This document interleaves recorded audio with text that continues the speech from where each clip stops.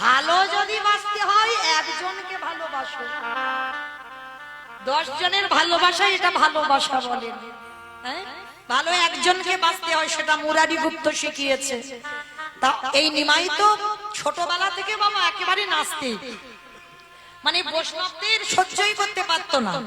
হ্যাঁ, যদি বৈষ্ণবরা হরিনাম করতে করতে রাস্তা দিয়ে যেত, ওই নিমাই কি করতো জানো, তাদের পিছন থেকে ওই পিছনের কাঁচাটা টান দিয়ে খুলে দিত। মানে বৈষ্ণবরা যদি হরিনাম করতো, ওই ছোট্ট নিমাই এত দুষ্ট ছিল, ওই গুরুজনদের গায়ে বাবা প্রস্রাব পর্যন্ত করে দেয়, মানে এত বদমাশ ছিল। কৃষ্ণ ভক্ত তো তখন হলো যখন বাবার জন্য গয়ায় পিণ্ডদান করতে গেল ঈশ্বরপুরীর কাছে, যখনই দীক্ষা মন্ত্রটা নিল, তারপরেই তো কৃষ্ণ প্রেমে বিভোর।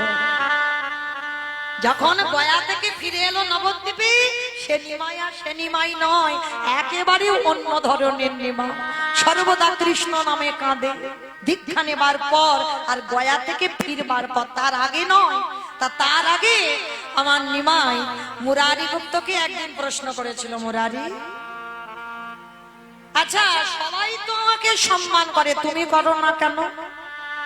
হ্যাঁ, বলে নিমাই আমি সম্মান করি না, কে বলেছে? বলে শোনো, আমি তোমার ভিতরের খবর সব জানি, তুমি বাইরে একরকম আর ভিতরে একরকম, আমি কি বুঝি না মনে করেছ? কারণ মুরারি তখন বুঝতে পারেনি যে নিমাই ভগবান।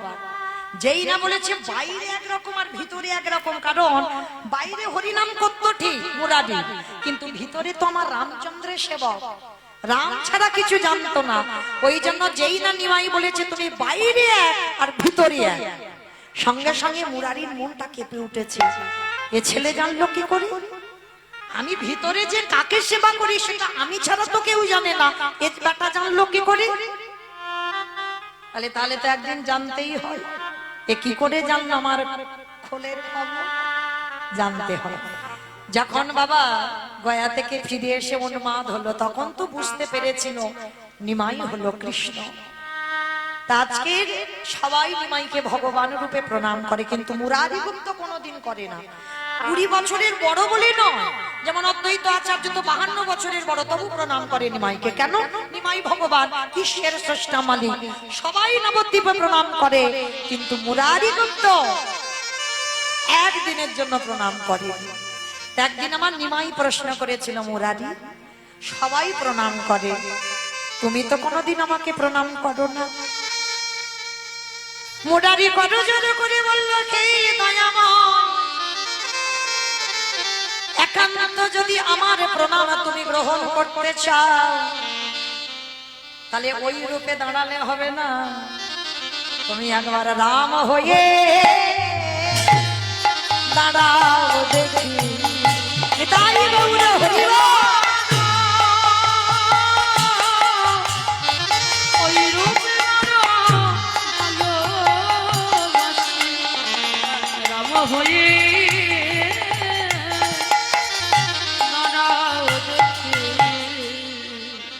তো মহাপ্রভু তো চমকে উঠেছে, মুরারি আমি কলিযুগে নিমাই, আমি রাম হব কি করে?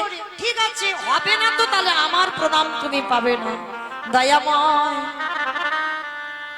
এই দেহ মন প্রাণে জীবন যৌবন আমি রামের চরণে অর্পণ করলাম, আর একবারে যদি দেহ কারোর প্রতি সমর্পিত হয়ে যায়, আরে যে আমি এই দেহ কাউকে দুটো হাত দিয়ে প্রণাম করতে পারি না, কারণ এ প্রণাম আমার রামের জন্য, এ প্রণাম আমি তোমাকে করতে পারি না। সেই নিমাই মুরারি গুপ্তর বাড়িতে গিয়ে বলল, মুরারি তোমার প্রেমে ভালোবাসায় আমি বড় সন্তুষ্ট হলাম, তাই আমি কথা দিলাম ওই মুরারির ঘরের সামনে যেই না বেদির উপরে আমার মহাপ্রভু দাঁড়িয়েছে, মুরারি চরণতলে বসেছে, যতক্ষণ না তুমি আমার তীর ধনুক নিয়ে দাঁড়াবে ততক্ষণ আমি প্রণাম করব না।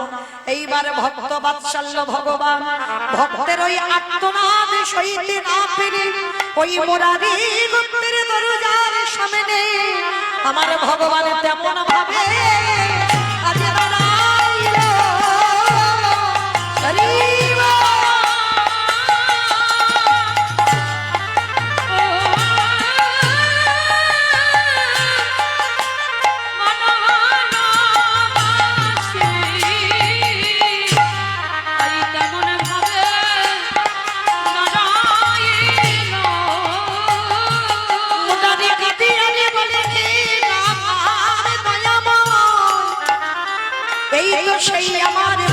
মর্যাদা পুরুষোত্তম ভগবান। এই হলো আমার পদ্ম পলাশ লোচন হরি। এইবার তুমি আমার প্রণাম প্রণাম গ্রহণ করো। তোমায় গৌর হরি।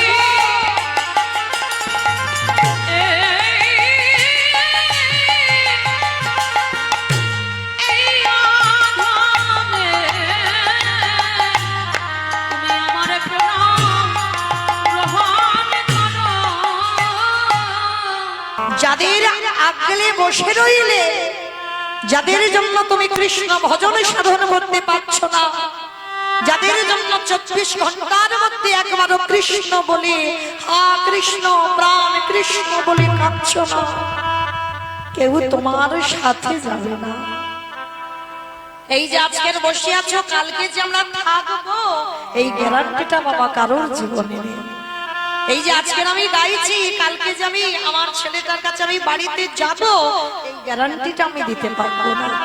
কারণ যে কোনো মুহূর্তে বাবা, বেলা 10টা হোক, সকাল 8টা হোক, বিকাল 4টে হোক, আর রাত 12টা হোক, যে কোনো টাইমে যদি ঘরের মালিক বলে ঘর ছেড়ে দে, হাজার যদি আগলে বসে থাকো, তুমি ধরে রাখতে পারবে না। তোমাকে এই মায়ার সংসার ছেড়ে যেতে হবে।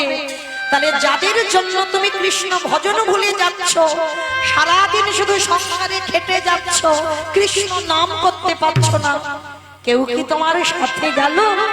গেল না। তাহলে শেষের দিনে তোমার সাথে হবে কি? কর্মফল।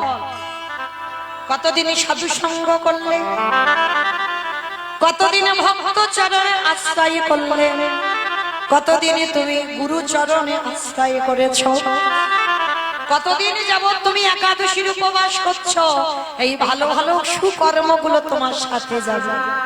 তবে বাবা আমি মৌমিতা একটা গ্যারান্টি দেব, আর একজন আমাদের সঙ্গী হবে। কে জানো? শেষের দিনে জানি না আপনাদের এই মালিকনগরে নিয়ম আছে কিনা, তবে আমার ডায়মন্ড হারবার এলাকায় নিয়ম আছে। মানুষের মৃত্যুর পর দুটো জিনিস তাকে ভাড়া করতে হবে, অন্যান্য কিছু নয়, দুটো জিনিস করতে হবে। কি? এক হলো খোল আর এক হলো করত। যখন দেহটাকে বের করবে না বাবা, হরি বল, এই আমিটা কিন্তু মৌমিতা নয়, একটু আস্বাদন করবে বাবা। আমিটাকে যদি চিনতে পেরে যাও, তাহলে তোমার জীবনে কোনো কষ্ট হবে না। আমিটা তো মৌমিতা নয়। আমিটা যদি মৌমিতা হতাম বাবা, আমার মৃত্যুর পর যখনই আমার দেহ থেকে প্রাণটা চলে যাবে, আত্মীয় পরিজন যখনই দেখতে আসবে, এসে বলবে হ্যাঁ রে, এখনো মরা দেহটা ভিতরে রেখেছিস, বের করে দে। একবারও কেউ বলবে না যে মৌমিতার দেহটাকে ভিতরে রেখেছিস, বের করে দে। তাহলে আমি যখনই আমার দেহ থেকে আমিটা চলে গেল, তাহলে বাবা আমার নামটাও চলে গেল, মরা হয়ে গেল। তাহলে নামটা আমি নয়, আমার মধ্যে আমি বস্তুটা যার আছে তার কোনোদিন মৃত্যু হয় না। এক দেহ ত্যাগ করে আর একটা দেহ ধারণ করে মাত্র। তাহলে আমিটা তো মরবো না, এটা যে জেনে যায় বাবা, তার শোক হয় না, সে শোকে পড়ে থাকে না, সে পাগলের মতো কেঁদে বেড়ায় না। এই জীবাত্মা পরমাত্মাকে আগে জানতে হবে। তো আজকে শেষের দিনে আমাদের সাথে যাবে কর্মফল, আর ওই মরা দেহটাকে বের করবে, বলবে না বলো হরি হরি বল, বলো হরি হরি বল। ভালো করে ভেবে দেখেন মা, দুর্গা পূজা, কালী পুজো, লক্ষ্মী পুজো, যে কোনো পূজা হয়, যেদিন বিসর্জন হয় সেদিন বাবা বড় বড় ধুমধাড়াক্কা ডিজে বাজনা বাজে। কিংবা তোমাদের গ্রামে হয় পূজার বিসর্জনের দিন বাজনা বাজে, নাচানাচি হয়, এখানেও হয়। বেশ, আমি ভাবলাম আমার এলাকায় বুঝি হয়, তার মানে সব জায়গায় হয়। তাহলে এইগুলো বাবা চেতনা, ভালো করে ভেবে দেখে, সেটা তো মা। তাহলে মাকে যখন জলে ফেলতে যাচ্ছ, তুমি ধুমধাড়াক্কা নাচানাচি করছো, ডিজে বাজনা বাজাচ্ছ। আর যেদিন আমাদের দেহটা বিসর্জন হবে, সেদিন কি একটা লরিতে করে বাবা ডিজে বাজনা বাজালে হতো না? হওয়ালে হতো। তাহলে হওয়াচ্ছি না কেন? এই জায়গায় আমার চৈতন্য মহাপ্রভু শিক্ষা দিলেন, ওরে কলিরিজি ভালো করে পিছনে চেয়ে দেয়, এলি খালি হাতে যাচ্ছিস খালি হাতে।